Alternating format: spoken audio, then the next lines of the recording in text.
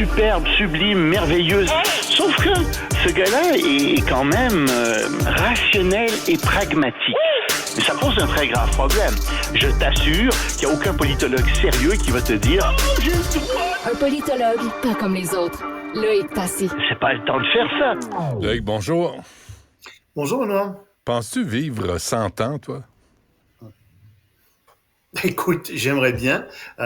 Puis qui sait, 100 ans, 110 ans, quelque chose comme ça. Tu sais, quand on avait, je sais pas moi, quand on avait 12 ans, avoir 80 ans, c'était extrêmement vieux, tu te souviendras. C'était vraiment très, très, très vieux. Ouais. Ben maintenant, c'est 100 ans qui est très vieux, donc les gens vivent de plus en plus vieux.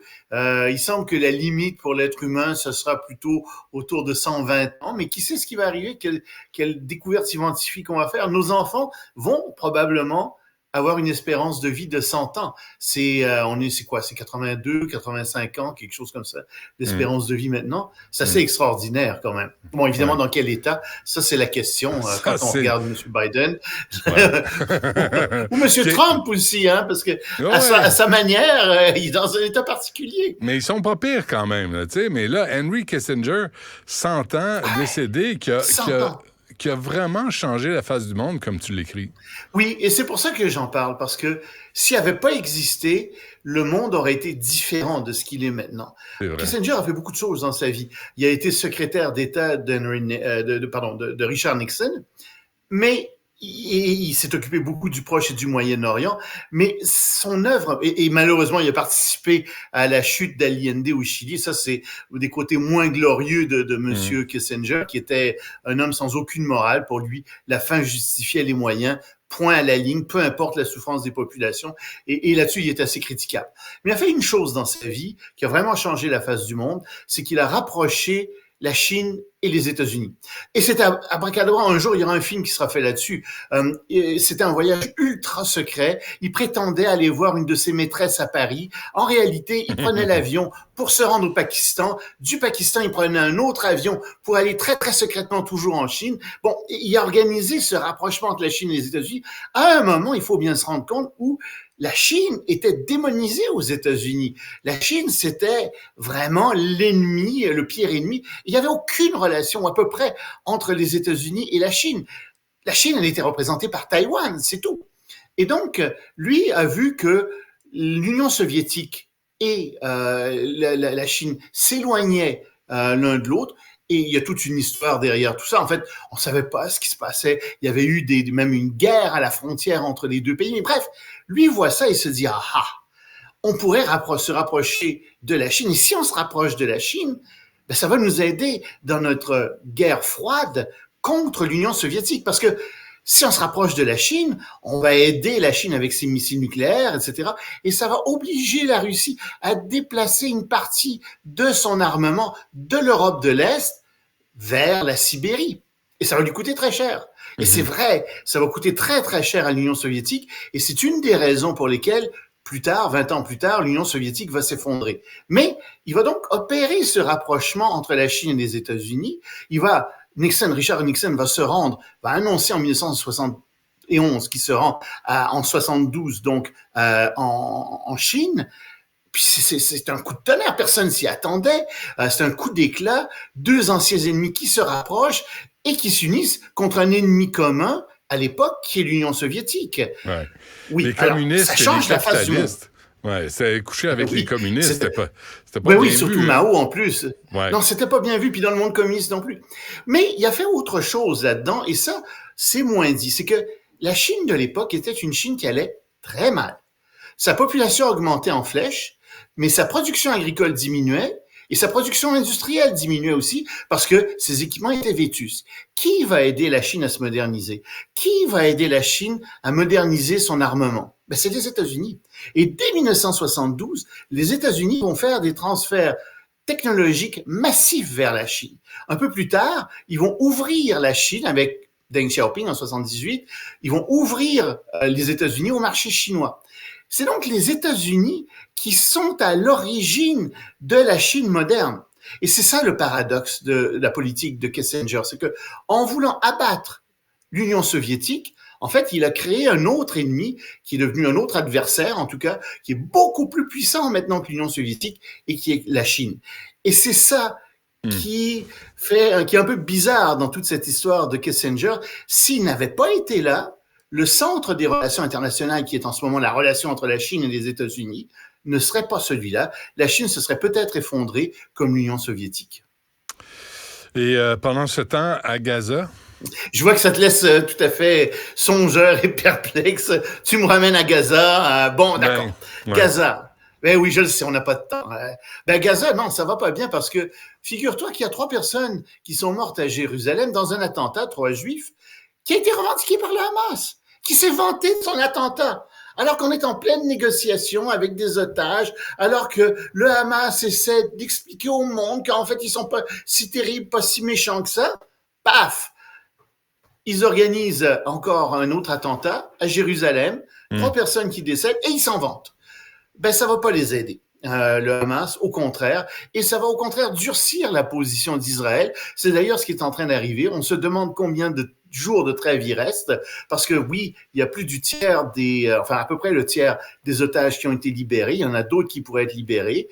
Mais la question est, combien sont encore vivants? Ça sert pas à grand-chose de libérer des cadavres. Et d'autre part, plus le Hamas va continuer à faire ce genre de choses, plus ça va raffermir dans son intention Netanyahou, qui veut absolument porter la guerre, comme je te l'ai déjà dit, à Gaza Sud, même si le président américain lui dit « Mais non, ne faites pas dans le Gaza Sud ce que vous avez fait dans le Gaza Nord. » On verra. Ben, ils ne comprennent rien, ni du cul, ni de la tête, là. Le Hamas est prêt à sacrifier la population palestinienne pour continuer à frapper la haine. Ils font la volonté de Dieu. Ils font la volonté de Dieu. Ils font la volonté d'Allah. Allah, il me semble qu'il devrait modérer ses transports. Il me semble qu'il devrait penser... Allah, c'est surtout que Allah, c'est Jéhovah, c'est Dieu. C'est comme je l'ai dit déjà, c'est un Dieu qui est pas mal schizophrène parce que il est des 2 bords à la fois. Hein? Donc, il y a un petit problème avec ça. Mais il y a personne qui ose trop aborder ça, ni chez les fondamentalistes juifs, ni chez les fondamentalistes musulmans. Mais bon, c'est un autre problème maintenant. En fait, c'est le même problème, mais... avec différents noms. Le même problème avec différents noms, c'est ça le problème. Exactement. La COP 28, qui est une farce. Hier, je me suis chicané avec M. Bonin là, de Greenpeace, parce que c'est une joke, cette conférence-là. Ben, c'est la seule chose, c'est la seule tribune internationale qu'on a. Alors bon, on la garde, mais on sait que ça sert pas à grand-chose. Et c'est vrai que c'est ridicule qu'alors qu'on veut réduire les émissions des hydrocarbures, ça se passe en ce moment dans cet État qui produit plein d'hydrocarbures. Et le président est président de l'ACNOC, la compagnie nationale d'Abu Dhabi. Il est là pour négocier des ententes pour vendre plus de pétrole et de gaz. Il me semble que tu boycottes ce genre de conférence-là. Mais non, mais écoute, c'est comme un lapin qui préside une conférence avec des poules pour protéger les poules. Ça marchera pas. C'est évident, tout le monde le sait. Et en fait, le problème là-dedans, c'est le rôle des lobbies des hydrocarbures, dont le Canada. Il y a une bonne partie de ces lobbyistes qui viennent du Canada. Le rôle du lobby des hydrocarbures dans cette conférence. Ces gens-là ne devraient pas être là, ou tout au moins, ils devraient avoir un accès extrêmement restreint à cette conférence, ce qui n'est pas le cas. Malgré tout... Ouais.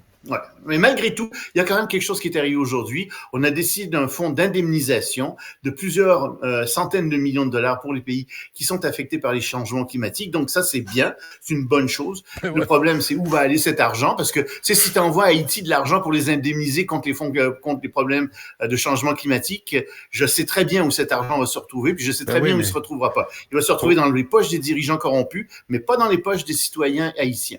Mais avant ça, c'est pour avoir autant d'argent, faut que tu produises plus de pétrole. Et qui est la cause de cette rencontre? C'est le réchauffement climatique, c'est les changements climatiques. Alors là, tu vas produire davantage de cochonneries qui causent ton problème et tu vas prendre l'argent, les revenus de ces cochonneries-là pour essayer de réduire les symptômes. C'est ridicule. En fait, le problème aussi, on peut produire avec l'énergie renouvelable. On peut produire avec l'éolien, avec le solaire, etc. On y arrive, l'hydroélectricité, même le nucléaire à la limite. Mais mettez-les présidents de la conférence, ces gens-là. Pas un vendeur de pétrole. Absolument. Mais tu sais, tu as des pays comme la Chine qui produisent 60% de leur énergie avec le charbon. Puis quand tu viens de leur dire, résultat dans ça, ils vont te dire non, on a des problèmes de croissance, puis on sait pas quoi faire d'autre. Puis oui, on fait des énergies renouvelables, mais bon, alors c'est ça le problème aussi. Puis l'Inde, pareil, parce que les pays industrialisés, les vieux pays industrialisés, le Japon, l'Europe, les États-Unis, etc., même le Canada, produisent de moins en moins de gaz à effet de serre. Puis leur PIB augmente. Mais c'est des pays qui veulent s'industrialiser ou qui continuent à s'industrialiser ou qui sont mal gérés. C'est eux qui sont le problème maintenant. Avant qu'on se quitte, Loïc, un mot sur la Corée du Sud qui change le menu du jour. Oui, je sais que tu voulais commander ça au menu. Ça sera plus possible très bientôt. Le gouvernement sud-coréen, tu voulais pas commander ça, va interdire la vente de viande de chien pour consommation humaine. Et il y a 200 producteurs qui sont descendus dans les rues en disant « Qu'est-ce que c'est que ça? C'est notre business, vous l'arrêtez. » Oui, mais il y a de moins en moins de gens qui mangent du chien en Corée. Il y a quelques années, il y en avait 28%, c'est tombé à 8%. Et puis, les Coréens, 51 millions de personnes, ont beaucoup d'animaux de compagnie. Il y en a 6 millions qui ont des chiens chez eux. Alors, ça change le sentiment qu'on a par rapport aux bêtes. Quoique, je t'avouerai qu'il y a des Coréens, comme des Chinois, qui élèvent des chiens, et c'est pas nécessairement juste pour les flatter, puis qu'ils soient le meilleur ami de l'homme. Ils ont d'autres visées sur ces chiens-là aussi. Ça arrive aussi. On invite Fido à souper, mais c'est lui le menu. Oui, mais il est tout content, mais oui, exactement. C'est épouvantable, ça. Merci, Loïc. On se reparle demain. Allez, salut.